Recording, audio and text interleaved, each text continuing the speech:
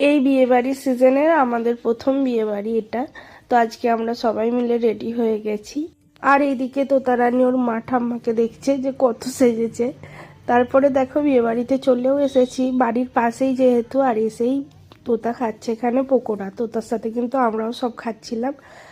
তো আর এইদিকে মেয়ের আশীর্বাদীও শুরু হয়ে গেছে। তারপরে আমরা খেতেও বসে পড়েছিলাম। আর খাবারের মেনুতে কি কি ছিল তোমাদের সাথে পরে একটু শেয়ার করছি। সেদিন ঠান্ডা কিন্তু বেশ ভালোই পড়েছিল, কিন্তু যতই ঠান্ডা পড়ুক সোয়েটার বা চাদর কিন্তু আমরা গায়ে দেব না, কারণ তাহলে আর এই সাজের মানেই কি। আর আমি কিন্তু অনেক সেজেছিলাম। তো চলো আজকে মেনুতে কি কি ছিল বলি।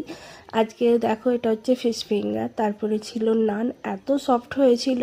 এটা হচ্ছিল ডাল মাখানি, নানটার সাথে ডাল মাখানি বেশ ভালোই লাগছিল গরম গরম। তারপরে ফ্রায়েড রাইস, চিকেন কষা, রসগোল্লা, চমচম,